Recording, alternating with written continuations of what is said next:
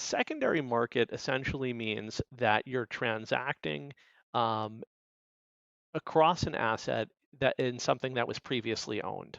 Hey everyone, this is Prashant and I'll be your host for the VC10X podcast. And today we have Michael Joseph with us. Michael is a founding partner at Ion Pacific, where they are providing liquidity to the world of venture capital by investing in startup secondaries.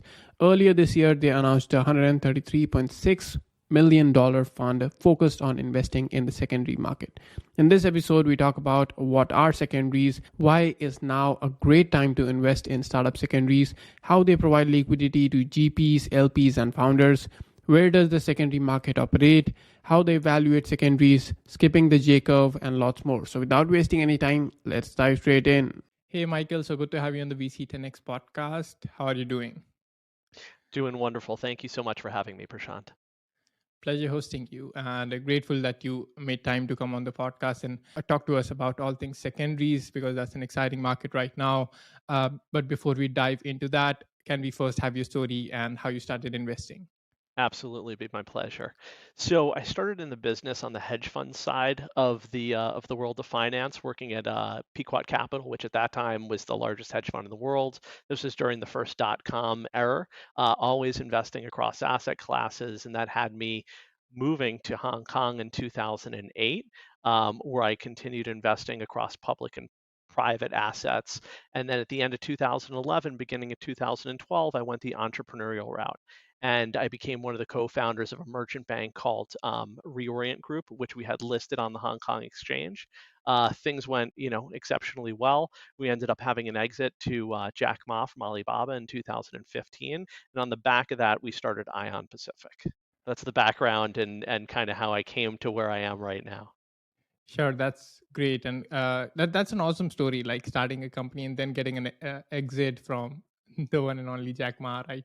Awesome. And like right at Ion Pacific, what exactly are you doing at Ion Pacific? I went through the website and there are a bunch of different offerings. So can you give us a glimpse of what you exactly do at Ion Pacific? Sure. So at IAM Pacific, we're first and foremost a fund manager, and we're focused broadly on special situations investing in technology. More specifically, it's across the secondary market where we focus on venture capital and growth equity. We do have a small advisory business, fund advisory, which is probably what caught your eye as well. One of my colleagues at the firm runs that group, which is really just focused on working with private equity and venture capital managers as they try and approach Asia to raise capital. But the vast majority of the firm is really focused on the fund management side. And with our branding in the secondary markets, that's sort of all that we do. And how we think about secondaries broadly is we consider ourselves to be a liquidity provider to the venture capital ecosystem. And what that means to us is providing liquidity to all players in that ecosystem, where we focus on providing liquidity to limited partners of funds, the fund themselves or the GP, corporate venture capital, as well as individual investors in companies, as well as management. Right. That's a very interesting model. So to like start right from the basics, what is secondary investing? And for our listeners who are not aware of this concept, what is a secondary market and what is secondary investing? And how is it different from Sure. typical venture investing? Sure. So secondary market essentially means that you're transacting um, across an asset that in something that was previously owned.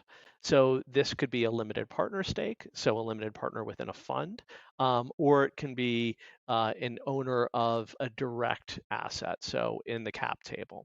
So what does that mean, right? So if we have a primary investor, that means that they're making that first investment. They're the first acquirer of those shares. So let's just talk about a single asset first. If I'm a primary investor into the company, that means that my money goes directly into the company, and in exchange for my capital, I get some sort of ownership percentage within that asset. So that is a primary investor. And so for us, being a secondary investor, we don't do any primary investments, meaning none of our capital goes to the company. Instead, Our focus is on providing liquidity to that individual or fund that originally made that primary investment. So that means that we're coming in later, right? And always the question is, well, how much later? But the point is that at some point across a life cycle of an investment, an investor, no matter who that investor is usually looking for some sort of liquidity. So that's where we sit. We're one removed away from the initial primary investment into a company, using the company as an example. Does that make sense? Yeah, it sure does, and I love the simplicity with which you explained it, and it's right in the name. It's called secondary. So primary investing is basically you're directly investing in the company, getting shares firsthand. But in secondary, it's more of a second hand shares kind of a thing that you're taking it or buying it from someone who's already had it, and that's secondary investing, right? Absolutely, and Mhm. there's risk and reward with both approaches, right? With the approach of the primary investor, let's use venture capital as an example, and you have somebody that comes in, let's just say at the seed stage of the company, so they're most likely first money in after maybe their friends and family. So they put that money in, and their hope is that they're coming in at an exceptionally low valuation, and over time, that valuation will grow. And as that valuation grows, they'll have an opportunity, hopefully, to find some sort of liquidity. So if I'm coming in, let's just say 5 years after that primary investment, and that primary investment was made at $1 a share, um, then the sort of risk reward is I may be paying $5 a share 5 years later, for example. And that gave that original primary investor a 5x return on that first dollar, which is pretty good. However, when that investor made that primary investment at $1 a share, there was implicitly a lot more risk there. At the seed stage for that company, it is likely that they're still working on figuring out that the technology works, figuring out if there's a product market fit. And because there's that risk, they're coming in at a low price. But if I'm coming in later, then the theory would be that they're already well beyond those initial risk stages. I come in, I see the technology working, I see that there is a product market fit, and people are actually buying what's being sold. And so I'm willing to pay a higher price because it's been de risked. But I also shouldn't expect to make that same sort of 5x return when I come in, unless this is truly a remarkable company. Absolutely. And that's a good segue into the J curve, as we call it. That's a concept wherein you're skipping the J curve. The initial years of the startup investing is like incredibly risky. Most of the startups will fail and some of them will succeed. And you'll expect that those who succeed so big that they make up for the other ones, right? So that's how it works at the very initial stages. But the stage that you are coming in at, the startups are beyond that J curve already, right? And that's when you're coming in. Is that right? Yeah. So I guess there's two J curves. There's the J curve for the company, which is obviously what you spoke about. So we're coming in as hopefully the company is in some sort of position to continue to grow at a great clip. And then there's the J curve of investing. So usually as a primary investor coming in at an early stage of a company's life cycle, you're expecting that it's going to be some time until that company finds out if the technology works, the product market fit, et cetera, which means they're burning money, right, before they're generating revenue. So you can kind of see it as a J curve within their financials. You're seeing them losing more and more money, or the compounding effect of losing money over each quarter until they start generating revenue, which can hopefully start offsetting some of those that operating expenses, and then they start to hopefully move up. Now, not to complicate the issue, but the other thing obviously that we look at is portfolio deals and limited partner stakes in a fund. That J curve also is very distinctive because as an investor in a fund, the typical VC fund is a 10-year duration, plus one, plus one, plus one. Usually you'll have a 4 to 6 year investment period. So there's the J curve where over that first 4 to 6 years, or however long that investment period is, the investor, which is the limited partner in this case, is contributing to capital calls. So as the manager finds companies to invest in, they're calling capital from limited partners. Those limited partners have money going out, money going out. They're paying management fees, and they're not seeing yet any substantial growth in value from that portfolio. So what that means on the J curve for them is their performance actually is not going up and theoretically could be going down even if the assets haven't changed in value because of a management fee. So they dip down as far as their performance. And then at some point in that life cycle, hopefully sooner rather than later, and after that investment period is done or close to the end of that investment period, you start seeing the value of those investments go up. And then that's the end of the curve of the J where things hopefully go up. So as a secondary player for limited partner stakes, that's also the time that we look at providing liquidity. It's not in the time where the money's going out and the fees are kind of eating into the performance. It's after that initial period is done, and we can see the underlying portfolio companies growing in value. Right, absolutely. It's an exciting concept, and I love that you covered it on all different aspects, on the VC aspect as well as the LP aspect. And like at the start of the year, you announced a $133.9 million secondary focused fund, right?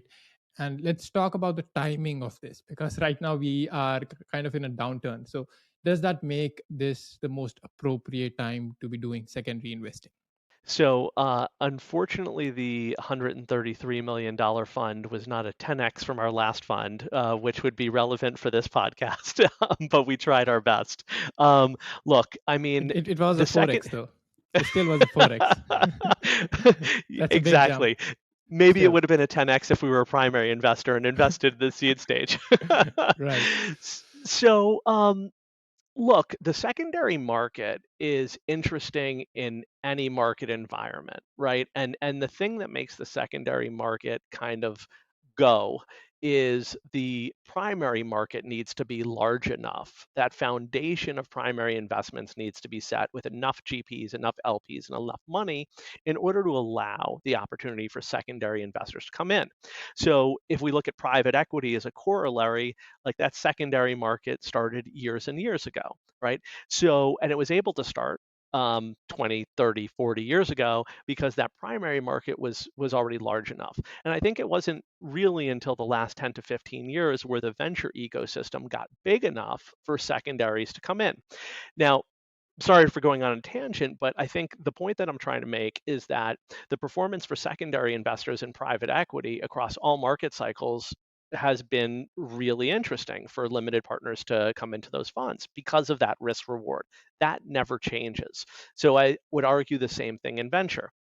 However, because the venture market is historically more volatile when you look at peaks and troughs, then of course in a down market, you have the opportunity to invest at quote unquote better prices. And a primary venture investor would say that this is a perfect time to investing in the asset class. And by the way, I wouldn't disagree, but for a secondary investor, and I do have to highlight it based on the seat that I sit in, is what's interesting about this market situation that we're in right now is the lack of liquidity.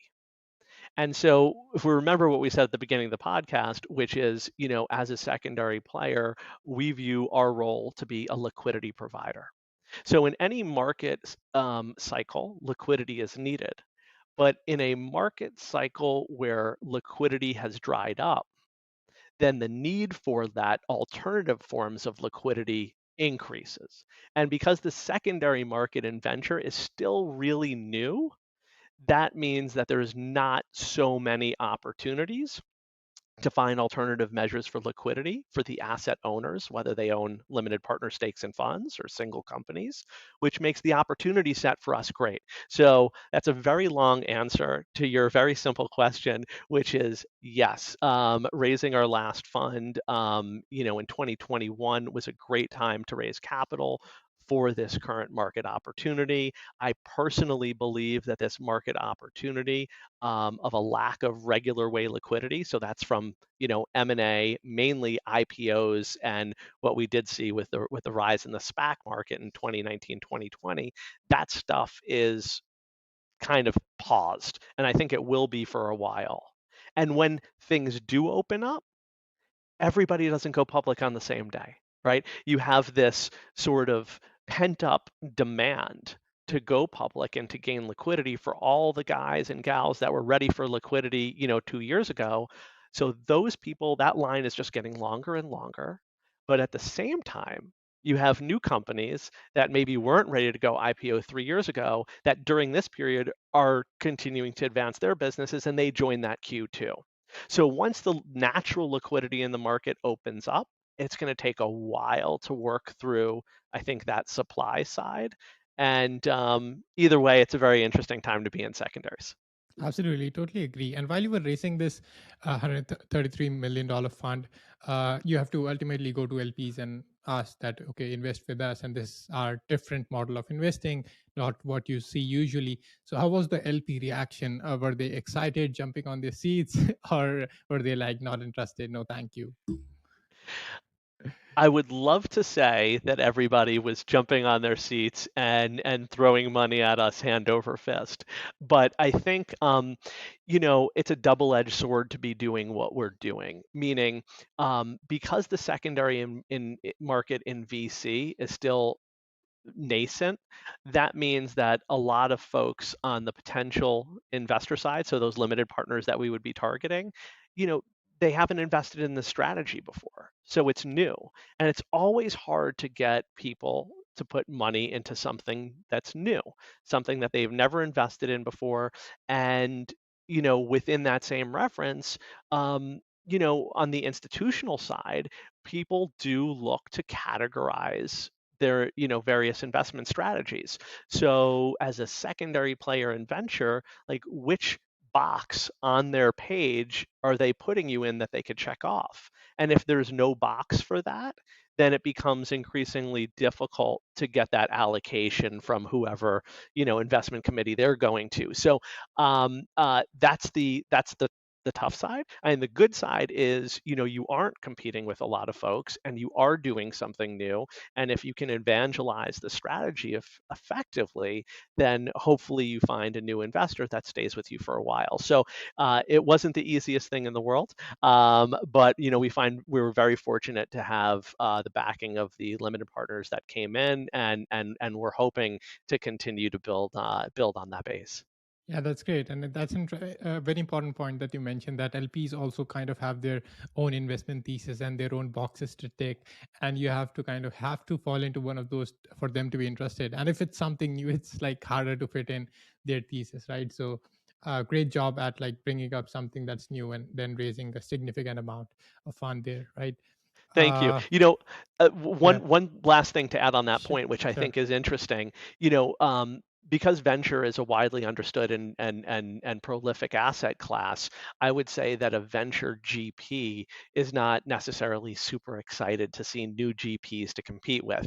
I would argue that our view is the opposite, because the more GPs that are coming into this space, then the more sort of knowledge that's passed on to a potential LP set, where they say, oh, okay, this is an asset class I've heard of before, and they become more likely to invest within this space. Sorry for cutting you off, Prashant. No worries at all. And I have one question. Like, is this kind of a fund only possible in the market scenario that we have right now, or is this something that is also relevant when the market is upbeat? Yeah, it's look, the strategy is useful in any market, because regardless of market conditions, people always look for liquidity, right? Nobody wants to hold something forever. And I think what a lot of folks I would say ignore is the fact that, with the over 7,000 venture funds that exist globally, the average fund size is still, call it 50 to 150 million. It's not the mega funds that we're seeing, Sequoia and Andreessen raise over the past few years, which are great and get the headlines, but most of the funds are a hell of a lot smaller than that.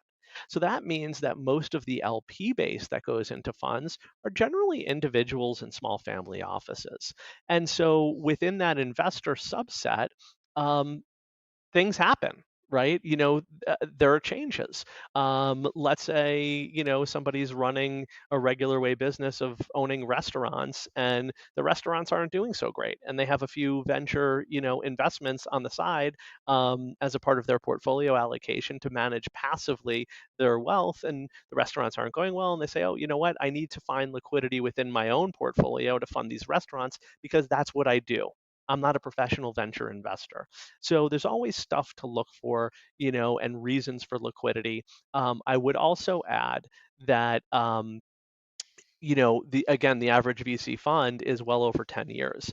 The average market cycle lasts for 7 years. So when we talk about is this market situation relevant to secondaries? Absolutely it is.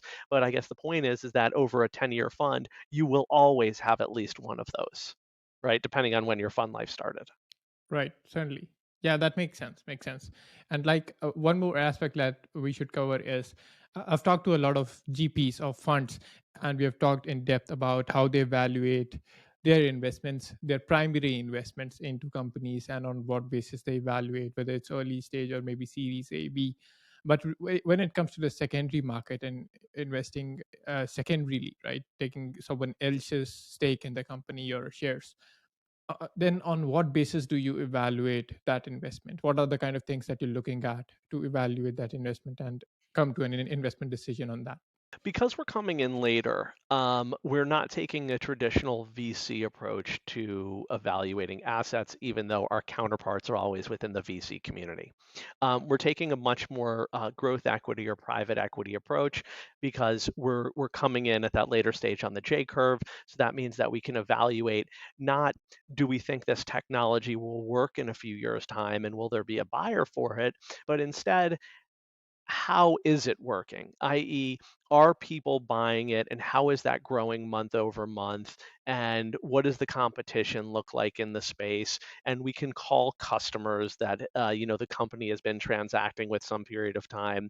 We can speak to board members that have been on the board for some number of years. So we're taking a deep dive and doing pretty granular work and looking at the financials, which you wouldn't really be able to look at as a seed or Series A investor because the financials are really just costs, right? We're not at that revenue or revenue growth side. You can't actually look at unit economics. All you can do is, make a hypothesis on what it will look like.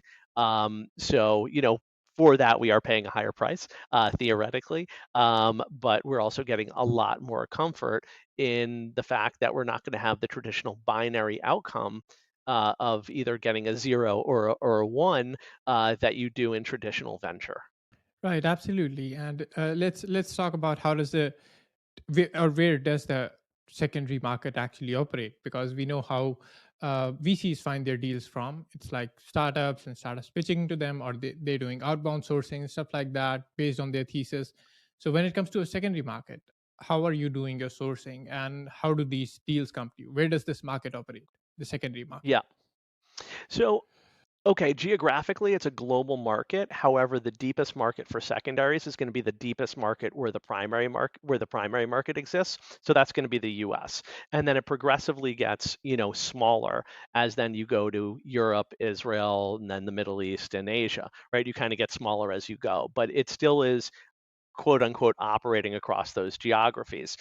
There are brokers that are involved in transacting both on LP stakes or things like fund continuation vehicles and then single assets. And I think over the past few years, you've seen more and more of these brokers kind of pop up. And then there have been a few platforms that have popped up as well. For us, We've done 99% of our deals through, I would say, proprietary origination. And for us, that's quite simple. It's we rely on our GP relationships.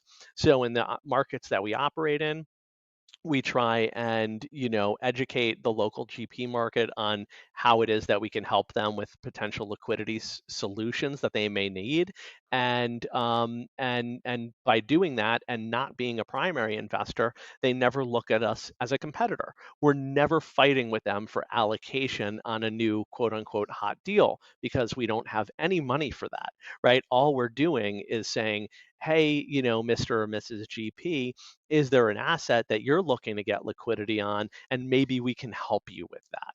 And so it changes the dynamic of the conversation. It changes the dynamic of information sharing, and it changes the dynamic of somebody being a competitor versus somebody hopefully being a partner. So we see ourselves as partners to GPs. I'd like to think they see things the same way, as we've been doing this now for over 9 years. But with my last sentence also in mind, it takes time, right? These GPs need to see you, again and again, and it takes time to build those relationships and that trust to the point where they're willing to share something with you that they don't necessarily want out in the market. So that's again a long-winded way of coming around to the answer of saying brokers do transact in stuff for sure.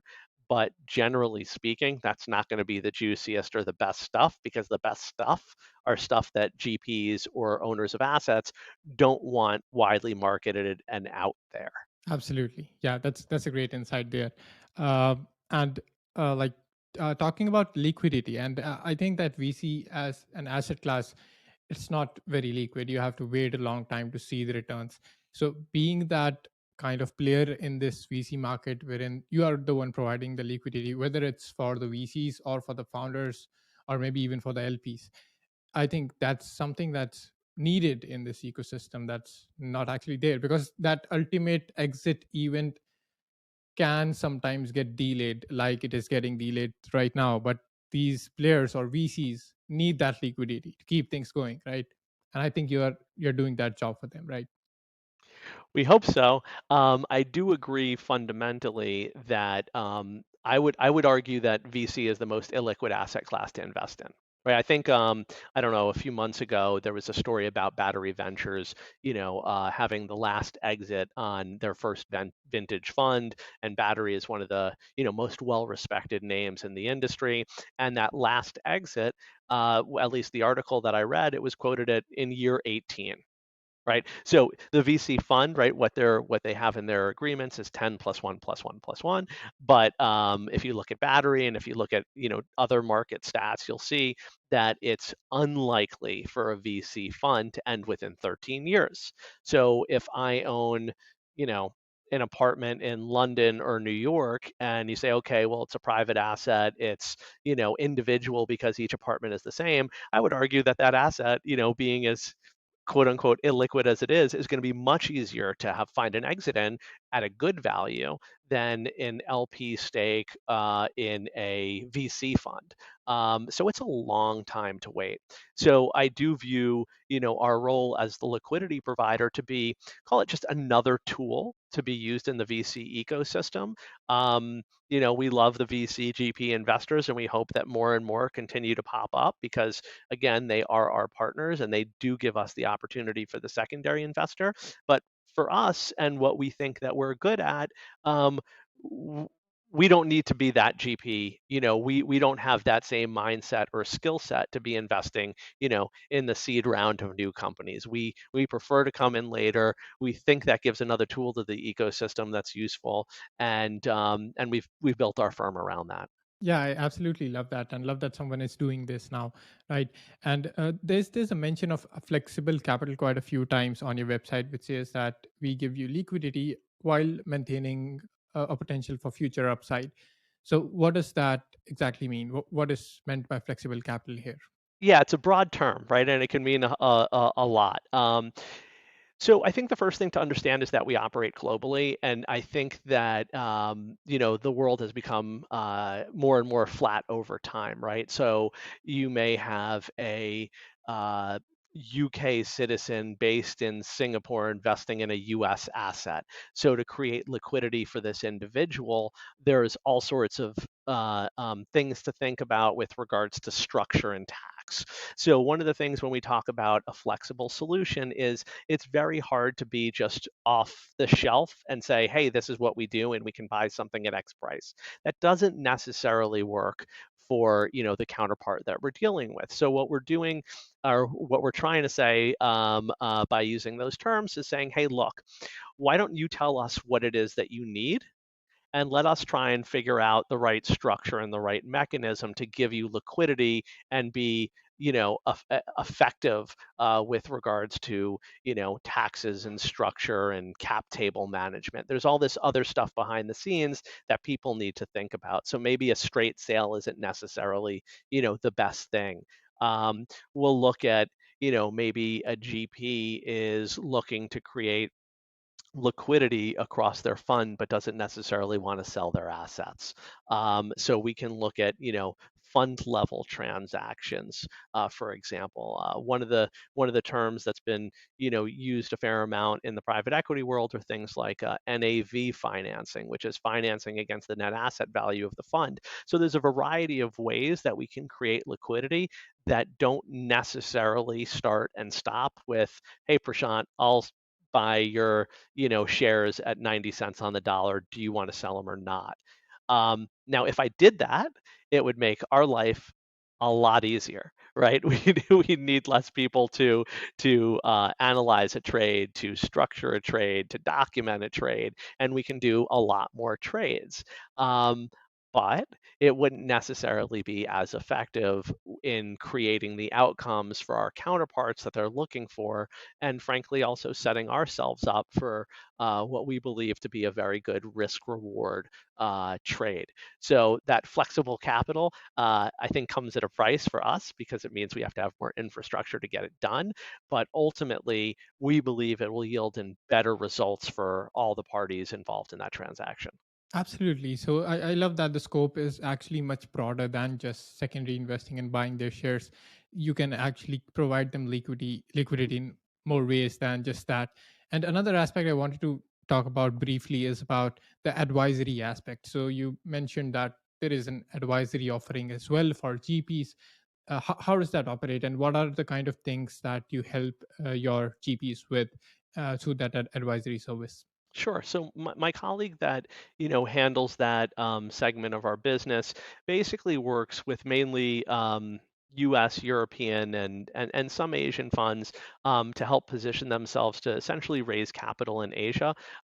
Asia is where we were born, so we started the business in Hong Kong, which is where myself and my partner were at our previous shop that we had sold, and so that's where we originally started building the business.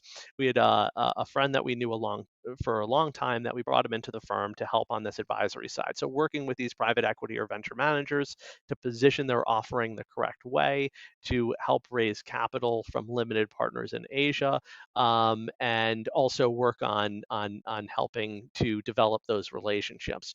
So it is a separate aspect of the business. So there's no people that are working on the asset management side that are working on that side. However, it does create a fair amount of synergies, right? Because the gentleman that's working on that business is talking to a lot of potential limited partners on a day-to-day basis. Those limited partners, over the years have conversations and say, hey, look, I have a whole portfolio of other stuff that I need to sell or that I'm looking for liquidity on. If you have any ideas on that, please let me know. And that becomes, a potential deal sourcing engine for us. And then also, as my colleague is working with GPs that are looking to raise capital in Asia, there's a natural conversation over time around potential limited partners in previous vintages that are maybe looking for liquidity, and Josh can help make those introductions, and he could make introductions to other general partners that maybe we hadn't known in the past. Yeah, absolutely. That's an exciting deal flow engine right there. Great. So now moving on to our rapid fire round, wherein I'll ask you five quick questions about the investing that you're doing through the secondary fund, and you have to give five quick answers. All right. So the first one goes: what are the sectors and regions that you're investing in? So we invest globally, but focused on tech hubs. So that's US, Israel, Europe, and Southeast Asia. And as far as sectors, we take a generalist approach within tech broadly, but we only look for companies that have positive unit economics. Great. And what's the typical stage of investment? For an individual asset, it would usually be Series B or beyond. Great. And what's the typical check size that you put in if you have a range? On the low end, probably no less than 3 million US dollars of capital at risk. On the higher end, it would be $15 million from our fund. Right. So in case you have a cold outreach mechanism where VC funds or GPs want to reach out to get some liquidity on their portfolio, is there a way to reach out to you and get in touch? They can just go to our website or our LinkedIn page, send a general request to on what they're looking for, and somebody will be with them within 24 hours. Awesome. And last one is, where can our listeners follow you? Absolutely. So I guess through LinkedIn would probably be the best thing, and they can just add me or follow Ion Pacific as a firm. Great. I'll make sure all those links are in the show notes below. I love all the stuff that you're working on, and thanks for doing what you're doing. And happy investing. Thank you so much, Prashant. It was a pleasure speaking with you, and thanks again for the time. Likewise, pleasure.